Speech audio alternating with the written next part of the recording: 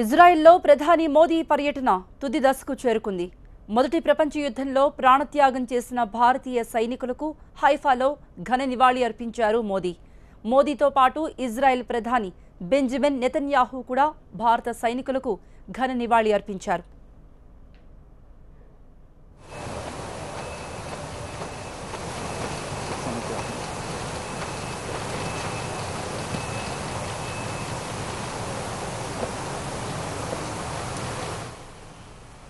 మొదటి ప్రపంచ యుద్ధంలో బ్రిటిష్ తరపున లక్షలాది మంది భారతీయ సైనికులు పోరాడారు.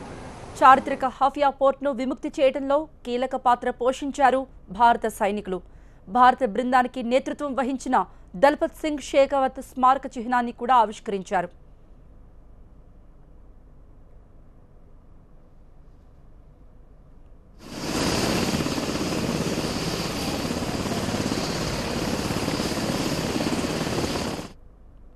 జోధ్పూర్ లాన్సర్స్, మైసూర్, హైదరాబాద్ లాన్సర్స్ కూడా హఫియా పోర్ట్ విముక్తిలో కీలక పాత్ర పోషించాయి.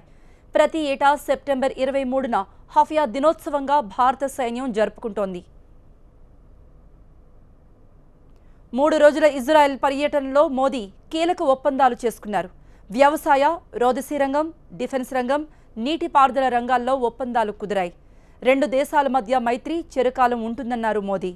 ఇజ్రాయెల్లో స్థిరపడ్డ భారతీయ యూదులకు కానుక ఇచ్చారు మోదీ. ఇజ్రాయెల్ రాజధాని టెల్ అవీవ్కు ఢిల్లీ, ముంబై నుండి విమానాల సంఖ్యను పెంచారు.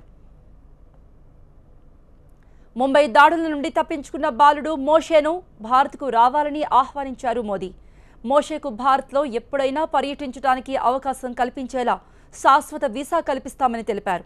ఇజ్రాయెల్ ప్రధాని నెతన్యాహు భారత పర్యటన సందర్భంగా తోడుగా మోషేను తీసుకొచ్చే అవకాశాలున్నాయి.